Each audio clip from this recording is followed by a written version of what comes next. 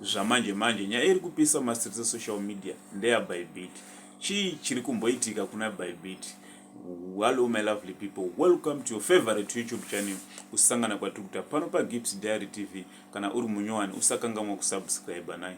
Patinoya nema news update anoitika munyika yedu yeZimbabwe. Tisine nyaya dzinopisa. Bybit Musikana ukutrenda mazuva aperayo.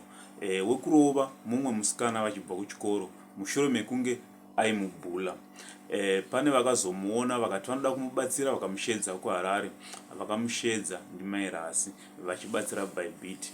Bybit akabvunzwa zvaakabvunzwa akataurawo zvaakataura, asi haana kunge ataura kuti ane murume akaroorwa nditori nemwana. Zvinova izvo zvakapa kuti mairasi vabatikane. Muri yeZimbabwe ndinoda kuti musare muchiona mairasi vari palive vachitaura pamusoro penyaya yaBybit. So guys, nyaya iripo ndeyekudai. So inini pandakaona video raBybit ndopandinoda kutangira kusvika panhasi. Pandakaona video raBybit ndakariposta pano paFacebook ndichitsvaga mwana because ndaida kungogiftiwa mwana through patience dzake dzaanga aita. Then ndo pandatanga kutsvaga mwana ndichitsvaga mwana kusvika ndazowana mwana. Ndawana mwana uya ndakabva ndaita kuti ndobva ndataura namai vake vakanditi aiwa mwana ndinaye kuno uku ndotogara naye. Ndobva ndati ndisikumbirawo muye nemwana kuno kuHarare. Ndobva ndavatsanangurira sekudaro mama vabva vauya nemwana handitika. But chakazoitika ndechekuti mama vanga vari supposed kusvika muno muHarare makuseni, ende vasvika makuseni muno muHarare vaifanirwa kutanga kuonekwa naUncle Saint. Handiti vaifanirwa kuonekwa naUncle Saint. Saka Uncle Saint inini vakandifonera vanzwa kuti tawana mwana. Vakati mairasi mwana akasvika muHarare tatichikumbira kuti isusu titange kumuona inini nemunhu wavakamenshena wechikadzi titange kuona mwana. Handitika. But vana mama vakanonoka kusvika vaifanirwa kusvika muno muHarare na8. Not knowing kuti pane zvimwe zvavanga vachijingirisa murodhi. Handitika. Zvandichazokutsanangurirai kuti chakazovanonotsa chii. Vanonoka kusvika vaifanirwa kusvika na8 vabva vasvika kuma11. Vasvika kuma11 munongozwa kuti video raitrenda. Baba paita munhu aiti inini ndiri kuda kuenda kuAustralia. Saka ndichida kuenda kuAustralia ndinoda kuona mwana. Ndichida kuona mwana kudaro ndofanirwa kubata futi chiindege. Remember ndakuudza kuti Uncle Saint ndo vanga vatanga kuti vada kuona mwana. Munhu uya akuenda kundege arida kuona mwana. Pana Clyde Rice akwira kubva kwaMutare akasvika makuseni na6 muno muHarare anga atumwa nehalf price fashions arida kuona mwana. Inini ndobva ndakuzvionawo semunhu ndikati Uncle Saint vanogara muno muHarare. Chirega inini ndiite sei ndimhanye kushowground kuna secautions arida kubuda ona mwana then ndobva ndaita sei ndabva ndangoenda kuna Uncle Saint. Handitika. Then ndiri kushowground kuna secautions ari kuona mwana paya ndiye akamupa zvemadriving lessons. Ndobva ndafonerwa naClyde. Clyde abva nditi mairasi ndaneta nekumira. Mind you dzakuma11 munhu abva kwaMutare akapinda mutauni na6 muHarare. Ndikati chimhanya pashowground. Clyde waya wamhanya pashowground paya wauya vatoonana namama nemwana vashuta mavideos ava apostwa pasocial media akutotrenda. Remember ndati pane vanhu vatanga kuti varida kuona chi? Varida kuona mwana. Vanhu vabva vatanga kutoona mavideos ayayi. Handitika. Vatanga kuona mavideos ndakabva ndatanga kufonerwa. Pavanhu vakandifonera Uncle Saint vakandifonera ndikafonerwa naRoyal Mint. Royal Mint was close nekushowground. Kwakubva achisvika the other lady waanga anaye waanoshanda naye kubasa kwake. Ndobva vatoona mwana tikanzi aiwa mwana toda kuenda nekuofisi kwedu. Ndobva ndati aiwa Uncle Saint vati vada kuita sei vada kuona mwana. Ngatitanga itaenda kuna Uncle Saint. Uncle Saint vaona mwana then tozoenda kwenyu kwamuruda kuenda. Mind you ndakuudza kuti nina handizi journalist. Handigoni zvokubvunza mubvunzo mwana toda kumuendesa kwaOla so that nyika yese inonzwa nezvemwana. Ina handizokwanisa kupindura munhu one by one. Handiti. Zvadaro ndobva ndaita sei ndobva ndati Royal Mint kwakubva atomhanya paposta tichiri pashowground auya aona mwana. Royal Mint kwakubva ataiwa ngatimbosvikai kuMatrix. Ndopa makatona tabudira nekuMatrix taendana naRoyal Mint vaya. Handina kuziva kuti atikwakati kurembichana kuruwa uku. Tabva kuruwa kuya tabva taenda kwaOla same way tabva tadzoka paOla taona Ola Uncle Saint tazovafonera mapapi muri papi tichiuya nemwana Uncle Saint abva ati andiri kuna 5 Avenue ndobva ndati it's okay regai tiye ikoko, but aiwa chiregai ndozomuona mangwana. That was Tuesday, vakati ndozomuona mangwana Wednesday iya vachibva vazoti aiwa sheta ndimuone Wednesday because ndoda kuenda kwaMutare ndokubata Thursday ndadzoka. That was that from Uncle Saint. Havana kurambidzwa kuona mwana, but vakati ndichakubata ndadzoka kwaMutare. Inini ndakangozvitora kungoti semunhu akanga ati inini ndindoda kutanga kuona mwana, pamwe varamwawo kuti sei mairasi vazotenderera nemwana kune vamwe vese ndisati ndaona mwana. Anamboitawo semunhu anga aringobatsirawo hazvina kumbondibatawo, ndakangoramba ndichingokontinyo nebasa rangu, tatouya kumba, tatogara kumba, takutowana zvemabasa paya. Then pakazoita munhu akauya kuinbox kwangu paFacebook akanditi mairasi kana muchibatsira Bybit, batsirai Bybit muchiziva kuti ane mwana nemurume. Anditi ndobva ndamupa nhamba dzangu ndikati uya kuWhatsApp. Mind you, inini natete yeu tiri kuziva nyaya dzaBybit. Munhu yakaisa message kuna tete yeu abvaisa message kwandiri. Ndobva ndamupa app number yangu abva uya kuWhatsApp number, ndobva ndamubvunza. Anditi ndobva ndati it's okay, chirega ndi-investigate nyaya because inini ndakazvipa policy yekuti I will never expose something chandisina evidence nacho, because one, ndinoziva social media inonyepa, inotanga kucreata nyaya kana munhu akatoziva kuti munhu ane fame. Anditi mama ndabva ndavabvunza, nai mama Bybit ane murume here? Vakanditi aiwa mwana wangu hana murume. But chakazoita ndibvunze mama ketitu ndechekuti nai mama inini pamabva kuDarwen mazononoka sei murodhi? Vakandipindura kuti isusu tanonoka murodhi nechikonzero chekuti Bybit anga akaenda kuchiweshe kwasekuru vake, anga achigara nasekuru vake kuchiweshe. Ndobva ndakuti it's okay. Anditya saka ndobva ndatobvunza Bybit une mwana here? Zvikanzi aiwa handina mwana. Mazuva ari kutofamba ndabva ndaudzawo vanhu vangu ndikati investigate nyaya iyi, and handina public relations vamwana achidhila nawo mapurisa nekuti andibetsere kuinvestigate nyaya iyi. Ndina kansela wokuDarwen ndichingobvunza ndakubvunza headmaster wokuchiswiti uya ndiri kugather information. Handingomhanyi kuti ndanzwa information ndomhanya kuya kuda kuzotaura pasocial media because aim yangu yanga iri yekubatsira mwana pano pasocial media. Saka zvaisaita kuti information yandanzwa ndobva ndamhanya nayo ndisina concrete evidence. Anditi so zvadaro taenda kwaOla, mwana abvunziwa are you married? I am not married. Kana iwewo waenda kwaOla tomboti ndini mairasi ndaenda kwaOla ndichiziva kuti baba rasi variko, ndobva ndabvunzwa kwaOla kuya kuti are you married? Ndobva ndati I am not married. Baba rasi vari palive yekwaOla iyaiya, baba rasi anofila sei? Handiti baba rasi anozoitawo zvokuti vabudikire, right? Zvadaro ndingati chiko ndopa ndakazoona mamessages aingowanda, Bybit ane murume, Bybit azodai. But nyaya iripo ndeyekuti inini now that I have concrete evidence, pamakaona day alright, ndikangoti zvakati nazo takasangana naAdo mutown, adopted son mutown, ndobva ndati ngativhurire mwana page.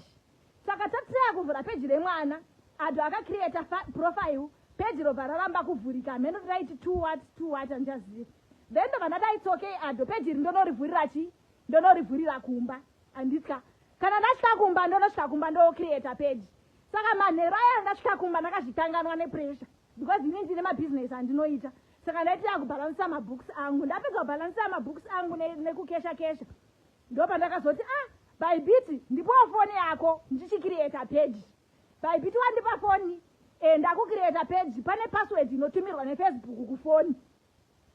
Saka password yaya yatumirwa kufoni ndakavhura foni yemwana. Ndobva womongozi wose munhu wenyanaka ndakatanga kuscrolla kwakutanga kutoona mamessages emwana atori murudo. Mamwe mamessages acho ndakangoita wati mascreenshot ongoti azvikazondipira mangwana ndozongobudisawo evidence. Hamuna mboniona ndichakuzoposta panapa zvandakaona.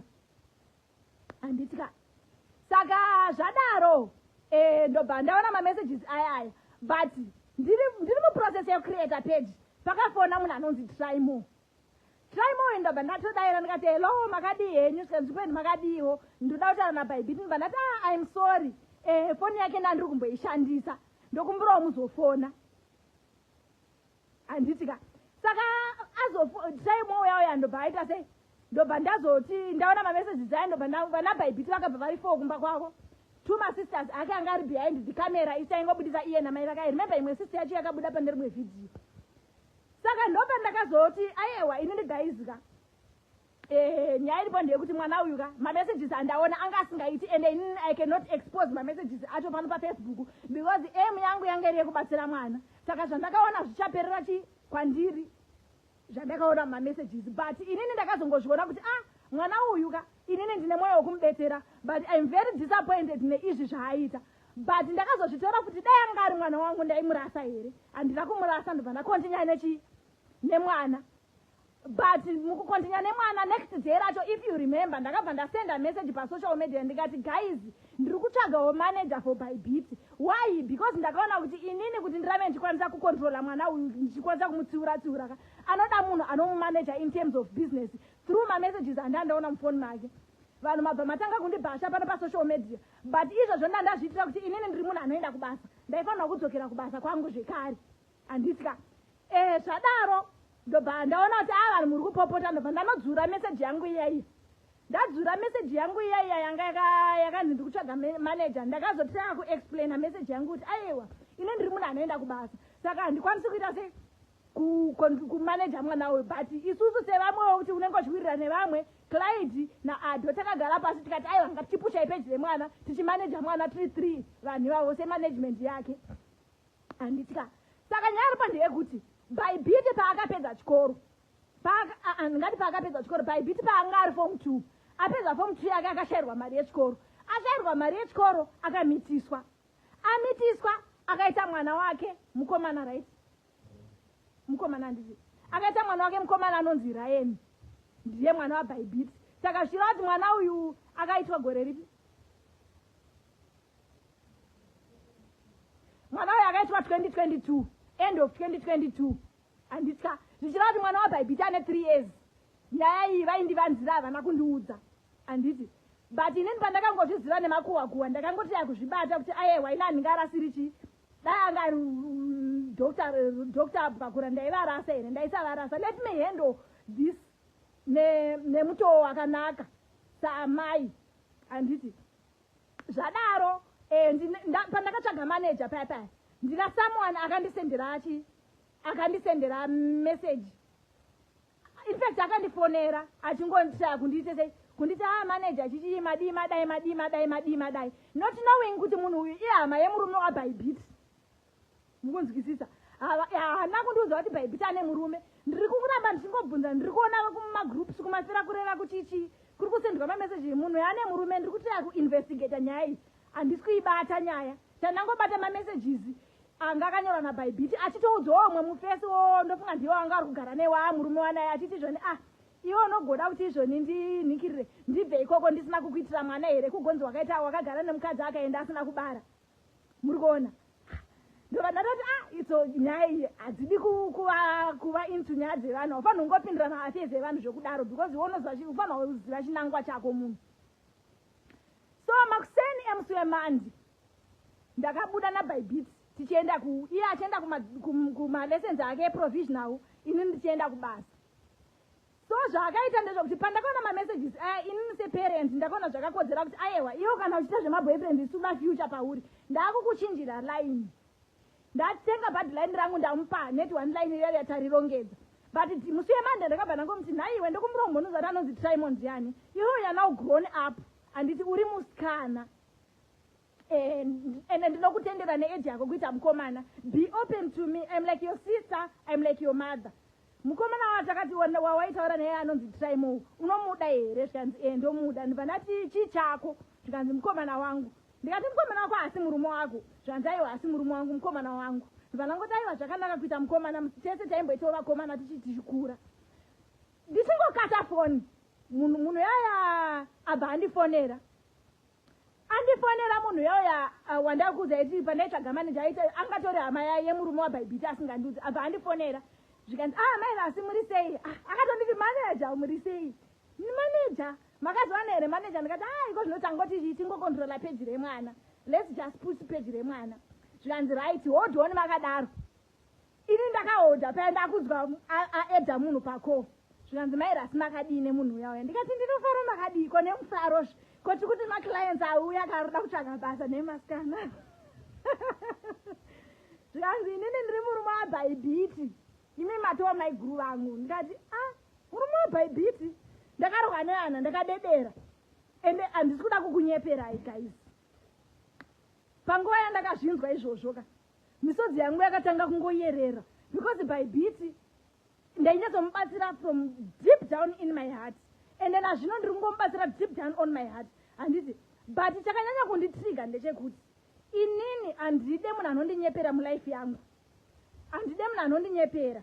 Ndozvandisingadi, ndozvakanyanya kunditriga kuti after all the effort that I'm doing for you Bybit, how could you lie to me? Chero dai wangu wakandiudza chokwadi ndingadai ndakaziva kuti ndochihandla sei chokwadi handitika. But ndozodzwa nemakuhwa pasocial media ko iwo wega ndaikubvunza day and night, unaye here murume, unaye here mwana, kana unavo budisa. Ingo pressure dzakabuda nemurume wake vari kuita content vese, but waingondirambira. Zvakandirwadza kusvika ndazoti inini handisi kukurambira kuti Bybit mukadzi wenyu, asi mai vaBybit vari kundiudza kuti Bybit haana murume, vari kuti havakuzivei.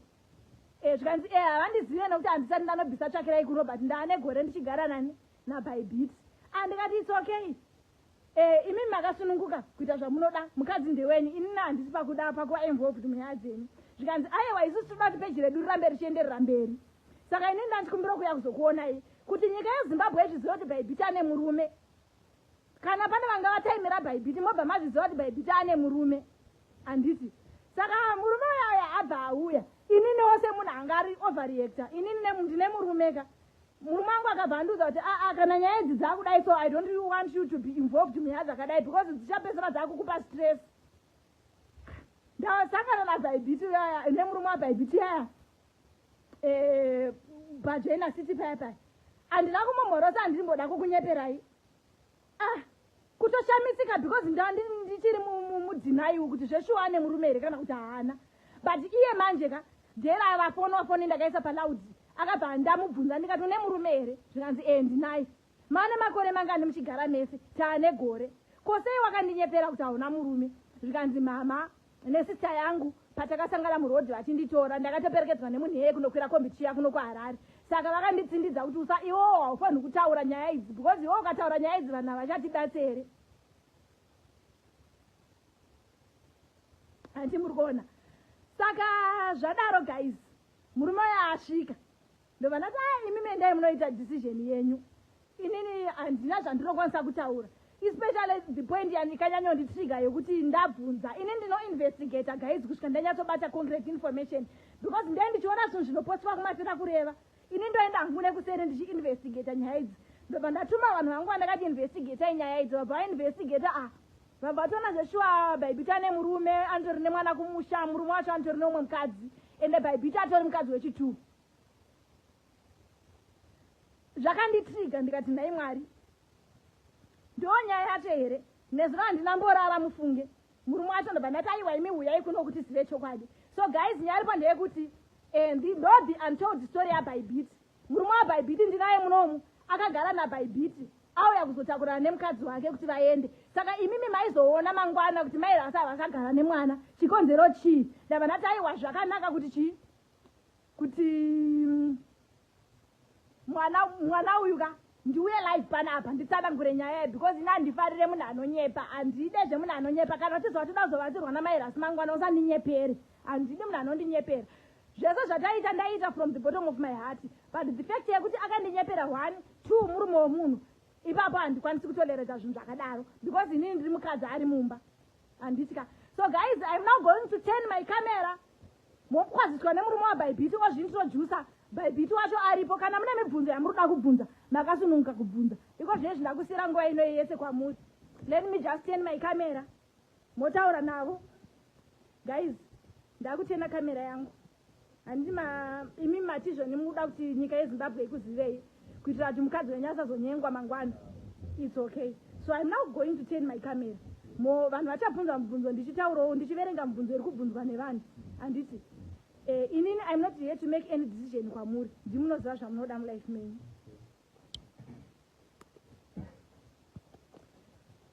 So guys, uyu ndiye murume waBybit. Mweresai vanhu. Makadii Muri Ye Zimbabwe.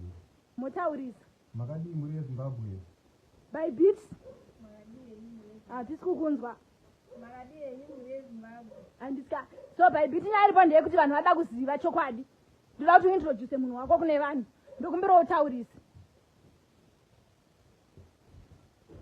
Muri Ye Zimbabwe ndemurume wangu.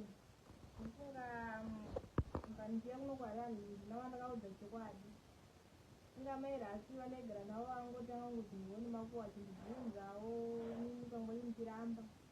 Saka ndazosvika pakubvuma kuti zvechiwa ndinaye. Saka vasvika kunzwisa maira asi vakasvika pakutofonerwa nemunhu wakavafonera vachidoti nyeya kubhera nemurume here chii. Saka ndofunga aiko dzinonzewa ndinaye. Murume wako anogara kupi Bybit? Murume wangu anogara kuchiweshe. Saka munogara kuchiweshe mese ndizvo?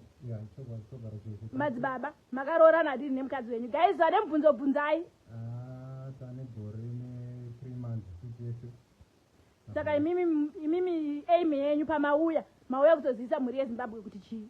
Ini ndauya kuzozivisa Muri Ye Zimbabwe kuti Bybit mukadzi wangu. Semunhu ndakandiona zvichitrenda kuti Bybit haana murume. Iye achidawo kuti Muri Ye Zimbabwe izivewo kuti ndine murume. Saka ndauya ndiri pano Muri Ye Zimbabwe, uyu ndiye mukadzi wangu wandinaye Byu. Ndiripo pakumusapota pane zvaanga achiita. Chokwadi ndochandanga achida kuti chibude kuti kana achiita zvinhu zvake anoita achiziva kuti munhu ari married. Because pane maconditions anoitika pasocial media panoitika zvakawanda wanda. Saka ini ndauya kuzobuda pachena Muri Ye Zimbabwe kuti aiwa vanga vachida kupimba neudidi, this is my wife, uyu mukadzi wangu. Bybit uri kuti chii nezviri kutaurwa? Nditaura chokwadi. Saka uri kuti vanhu veZimbabwe vakatokutarisa vari kuteerera nyaya dzako. Ina handidi chemunhu anonyepa ibvo wabuda open taurira vanhu chokwadi. Hatidi kuti tirambokunyepera Muri Ye Zimbabwe sokunyepera kwawakandiita. Chokwadi ndekuti ndiye murume wangu. Saka muri kuplana kuita sei? Apa tikuplana kuenda kumba. Zvichireva kuti wakubuda mumaoko amaira asi wakudzokera kumba kwako nemurume wako nakuna maiguru vako. Handiti? Mune zvekutaura here bamukuru? Ini handina chekutaura maiguru. Kana kuti nditi ndinokushorai pane zvamakaita, makaita rudo. Chokwadi ndotanga isina kubuda zvachine pachena. Saka kana ipapa kuMuri Ye Zimbabwe ndinokwanisa kutokontinya nemukadzi wangu. Tichiita zvatinenge tichiita semunhu anga achionekwa nenyika ndiri kumusapota, kana even ipapa ndaitomusapota. Alright, imimi bamunini imimi ndoda kukubvunzai. Mune 1 year muchigara nemwana wevanhu. Hamuna kana kunobvisa tsvakirai kuno zvayo. Muri kufungei nazvo. Because isusu mai pavakatudza kuti mwana haana murume takazvibhiliva. Asi dai mama kanobvisawo tsvakirai kuno kana kuti pashoma pamuinapo. Uyu akanzi afa nhasi munotangira papi? Hamusi kuzivikanwa kumba kwavo. Panofambiswa sei? Ende imimi munozivana here nana ambuya venyu? Munokomunicata here nana ambuya venyu? Toda kuziva relationship between you nana ambuya venyu. Okay, thank you my good. Nambuya vangu ndaifanange ndakatumira mari $60 ndikuti vachinji madzimai angu auye kuno kuti ndinouya here ndinobvisa tsvakirai kuno zvandayo ngaauye ndakamupa $60 iye akaenda ikoko odo aenda unorekodha zvaine patsvakirai kuno. But inini madhamu yangu ichiuya kuno tanga titori nerwendo rwatanga tatoisa ikoko kuti ndiri kuuya kuzobvisa ikoko mukadzi wangu aripo tabva tatangirwawo nezvakaitika izvi. But still kana nhasi handitadze kunoroora mukadzi wangu. Ipapa titori mujeni yekuti tiende kuti ikoko ambuya vangu kana wakaita problem varwara vanondifonera mwana wangu ndarwara ndinotumira mari vana mai sisters ake anouya kumba kwangu tichigara tese tichidii tichifambidzana tiri pamwe chete. Alright, inini ndakuda kubvunza kuna Bybit kuti iwewo Bybit pawakatorwa namai vako nababa vako handitya pawakatorwa namai vako nesister yako manzi uyai namai rasi kuHarare handambofira ndakakomunicata newe ndainzi uri kugara kwasekuru vako handitya. Chakazoita kuti usvike panapa uchinyepa chii? Ndo zvandauda kuziva.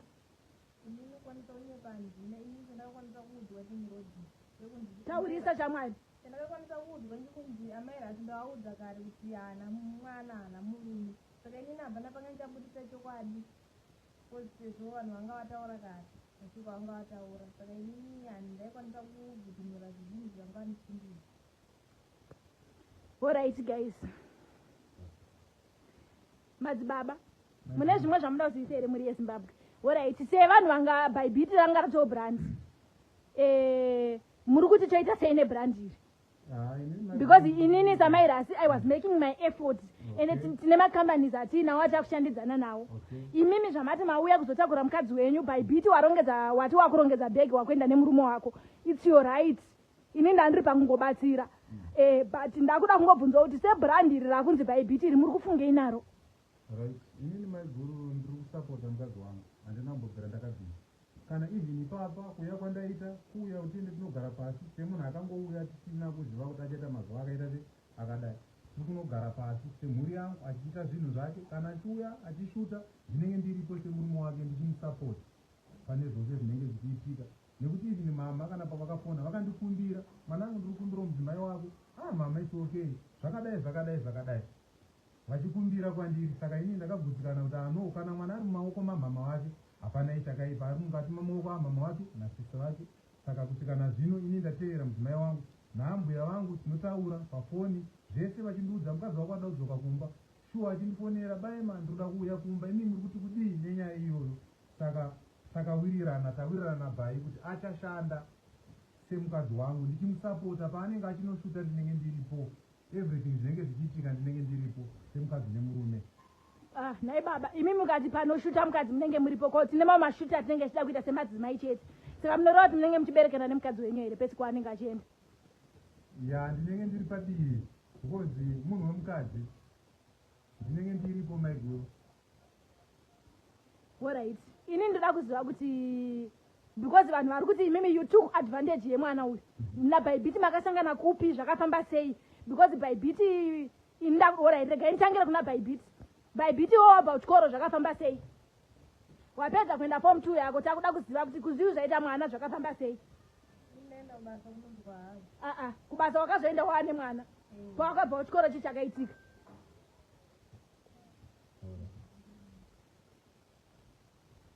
Alright, baba wemwana varipi? Baba wemwana wokutanga varipi? Varipi? Alright, baba wemwana vari kuMount Daron kudande. Baba makasangana sei naBybit? Ndaita zvekutenga moke ndichienda kuMozambique ndikudhila. Saka ndakatoti ndichibva kwandaibva ndasvika pane imwe shopu, ndopa ndakaona mwana ari mushopu achitengesa mushopu. Ndava ndamutaurira, ndakumbira nhamba dzake, ndava ndamuudza ndonzi Primo ndakamira ndakadai so, ndine mhuri yangu yakadai dai, ndakufarira. Kusvika takawirirana zvatakawirirana, ndakamusiyira foni, ndakapota ndichifona, ndaenda ikoko. Saka mwana uyu ndakazomutora ikoko ndichibva. Alright, it's okay. Mabva matanga kugarisana. Takabva tatotanga Bybit pawakatanga kugarisana nababa waizviziva here kuti vane mukadzi? Vangu vakudza kuti une mukadzi? Iwo bva wangoti ndovada vakadaro? Bybit? Saka alright Bybit, saka iwo wakuda kushingirira kudzokera nemurume womunhu, ndizvo zvatiri kutaura?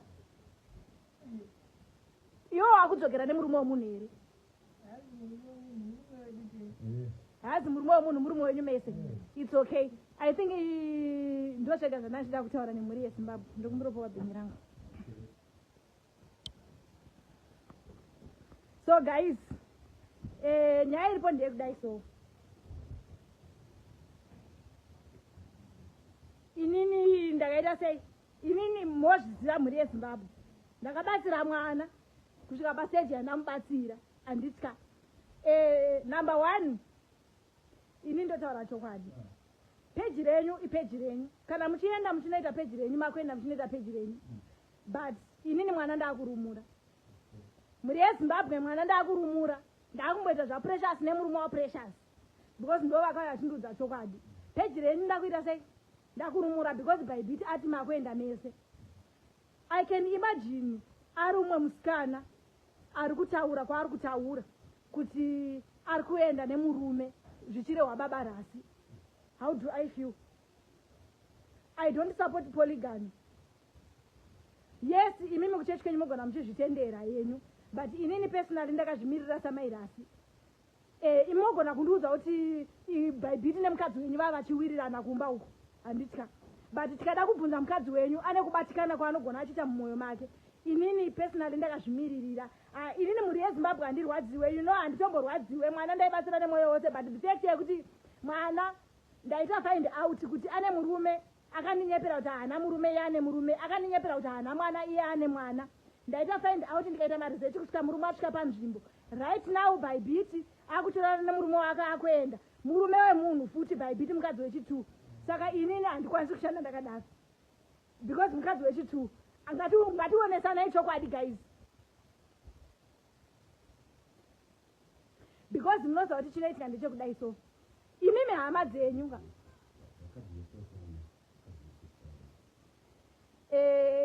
imimi ndokubudisa here palife hamusi kuda kubuda palife but muri kuda kungotaura kumabheki inini zvandinoita bamukuru ka ndine pandinogumira I'm a married wife ndine marules andonopowo nemurume wangu saka inini zvekuzoti Bybit gara apa maiguru vaBybit gara apa murume waBybit gara apa izvo zvandichakwanisa inini ndangoti tiite live Muri Ye Zimbabwe izive kuti ayewa Muri Ye Zimbabwe mairasi pavakaita vaguma mwana akuenda nemurume wake mukazona mairasi hachasviti nemwana zvakurati mwana akuenda nemurume wake kana vane zvavanenge vachida kuzobatsirwawo pamavidheos avo tichange tichingosapota so varikuda kuramba vachisapota Bybit vachimupa mabasa Bybit rabrand iye nemurume wake ndawa zvekare muchiti makuda kushanda nemukadzi wenyu saka I think taurirai Muri Ye Zimbabwe kuti muchange muchishanda sei